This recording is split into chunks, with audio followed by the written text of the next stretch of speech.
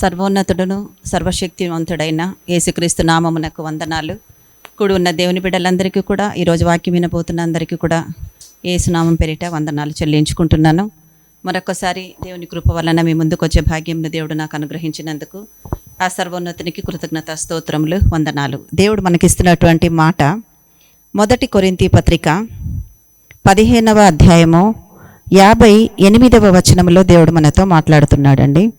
కాగా నా ప్రియ సహోదరులారా, మీ ప్రయాసము ప్రభువు నందు వ్యర్థము కాదని ఎరిగి స్థిరులను కదలని వారును ప్రభువు కార్యాభివృద్ధి యందు ఎప్పటికీ ఆసక్తులై ఉండుడి అని దేవుడు ఈరోజు మనతో మాట్లాడుతున్నాడండి. దేవుడు ఎప్పుడు మనతో మాట్లాడినా, ఎన్నిసార్లు మాట్లాడినా, ఎంతకాలము మాట్లాడినా బైబిల్ అంతా కూడా మనకు ఆదరణ, బలము, శక్తి, జ్ఞానము, ధైర్యము, నిబ్బరము కలుగు చేసేది మాత్రమే ఉంటుందండి వాక్యము.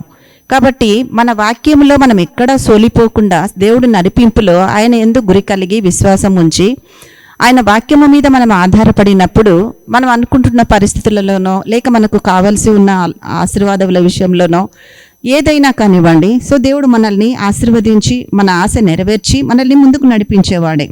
కాబట్టి అటు దేవుని కృప మనకు తోడై ఉండాలంటే ఆయన వాక్యం ద్వారా ఈరోజు మనకు సెలవిస్తున్నటువంటి మాట, ఆయన చెప్తున్న మాట, కాగా నా ప్రియ సహోదరులారా, మీ ప్రయాసము ప్రభువు నందు వ్యర్థము కాదని ఎరిగి. ప్రియ దేవుని బిడ్డ, ప్రియమైన దేవుని కుమారుడా, నా సహోదరుడా, సహోదరులారా, ఈరోజు మీరు ఏ విషయంగా దేవుని యందు మొరపెట్టుచున్నారో, ఏ విషయంగా అది ప్రభా మాకు అసాధ్యమై ఉంది తండ్రి, మేము మొరపెడుతున్నాము కానీ మాకు జవాబు రావట్లేదు, మీ కృపల కొరకు ఎదురు చూస్తున్నాము కానీ మేము అనుకున్న ఆన్సర్ పొందుకోలేకపోతున్నామయ్యా, దేవా మాకు ఎప్పుడు జవాబిస్తావు తండ్రి అని దేవుడి దగ్గర మనం మొరపెట్టుకొని చుండగా అటు వారితో ఈరోజు దేవుడు జవాబిస్తున్నాడు.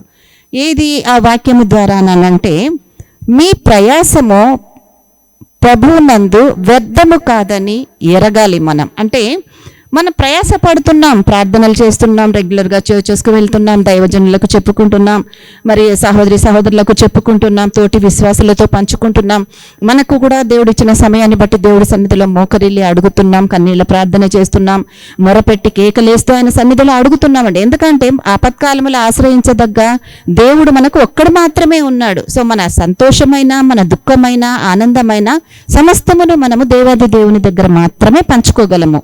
సో అటువంటి దేవుడు ఈరోజు మనకిస్తున్నటువంటి మాట, మీ ప్రయాసము వ్యర్థము కాదు అని అంటున్నాడు. ఈ విషయాన్ని మనం తెలుసుకోవాలి. మనం దేవుని దగ్గర ప్రార్థన చేస్తున్నప్పుడు, మొరపెడుతున్నప్పుడు, దేవా నేను అడుగుతున్న ప్రతిదానికి నువ్వు జవాబు ఇస్తావు నా తండ్రి, దాన్ని నేను పొందుకుంటాను ప్రభా అని దేవుడు మీద మనము గురి కలిగి విశ్వాసముతో ముందుకు కొనసాగాలండి. అందుకే మార్కు సువార్త 11వ అధ్యాయము 24వ వచనంలో కూడా దేవుడు సెలవిస్తున్న మాట ఆ వాక్యం ఉంటుందంటే, మీరు ప్రార్థన చేయనప్పుడు వేటినైతే అడుగుచున్నారో వాటిని ఎల్లను పొంది ఉన్నామని నమ్ముడి అని దేవుడు అంటున్నాడు. అంటే ఎందుకు నమ్ముడి అని మరొకసారి ఒత్తి చెప్తున్నాడు దేవుడు మనకనంటే, నువ్వు ప్రార్థన చేస్తున్న వ్యక్తికి అసాధ్యమైనది ఏది లేదు, నువ్వు అడుగుతున్న వ్యక్తికి ఏది కొరత అన్నది లేదు, సమస్తమైన దయ చేయగలడు. కానీ నువ్వు అనుకుంటున్నావు నా ప్రార్థన వ్యర్థమైపోతుందేమో, నా సమయం వ్యర్థమైపోతుందేమో, నేను అడగలేని పద్ధతిలో అడుగుతున్నానేమో, ఏదో ఏదో ఏదో అని అనుకుంటూ మనం ఈరోజు బాధపడుతున్నామేమోనండి. కానీ దేవుడు మనకిస్తున్న ఆన్సరు, నువ్వు చేస్తున్న ప్రార్థన ఎప్పటికీ వ్యర్థము కాదు నాన్న, నువ్వు నా ముందు మొరపెడుతున్నావు, నా దగ్గర అడుగుతున్నావు, సో ఆ ప్రార్థనకు నువ్వు జవాబు పొందుకుంటావు, నీ ప్రార్థన వ్యర్థం కాదు. కాబట్టి నువ్వు అడుగుతున్న ప్రార్థన, అడుగుతున్న వ్యక్తి నీకు ఇచ్చేవాడని నువ్వు నమ్మితే నీ ప్రార్థన వ్యర్థం కాదు అని దేవుడు సెలవిస్తున్నాడు. రెండవదిగా, ఆ ప్రయాసము ప్రభునందు వ్యర్థము కాదని ఎరిగి స్థిరంగా మనం దేవునిలో నిలబడాలండి. స్థిరులుగా నిలబడాలి అంటే, ఒకరొచ్చి ఒక మాట అన్నారు, ఇంకొకరు వచ్చి ఇంకొక మాట అన్నారు, ఇంకొక దగ్గరికి వెళ్తాను, నువ్వు ఎన్ని దగ్గరికి వెళ్ళినా, ఏం చేసినా, ఎక్కడ నువ్వు వెతుకులాడినా నీకు వచ్చేది అదే వాక్యమే, అదే వాగ్దానమే, అదే దేవుడే నిన్ను దర్శిస్తున్నాడు.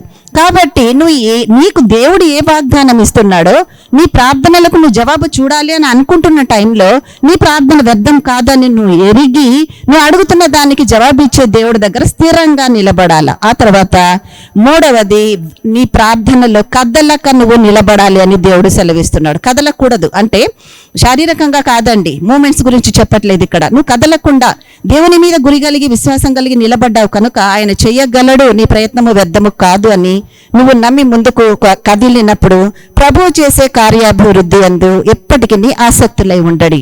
నీ ప్రార్థన వ్యర్థం కాదని ఎరిగావు, స్థిరంగా ఉండాలని చెప్పాడు దేవుడు. ఆ తర్వాత కదలకుండా దేవుని మీద గురిపెట్టి అందుకునేంత వరకు కూడా, ఆ కార్యాభివృద్ధి నీ దగ్గర జరిగేంత వరకు కూడా నువ్వు దేవునిలో ఆసక్తి కలిగి సాగాలని దేవుడు సెలవిస్తున్నాడు. కాబట్టి ప్రియ దేవుని బిడ్డ, ఈ రోజున ఏం మాట్లాడుతున్నాడో దేవుడు, నువ్వేం అడుగుతున్నావో దానికి జవాబు చెప్పడానికి యేసయ్య మీ దగ్గరికి వచ్చి నిన్ను ఆశీర్వదిస్తున్నాడు, నీకు జవాబు ఇస్తున్నాడు. ఇటు కృప దేవుడి వాక్యము ద్వారా మనకందరికీ అనుగ్రహించి ముందుకు నడిపించును గాక. ఆమేన్, ఆమేన్, ఆమేన్.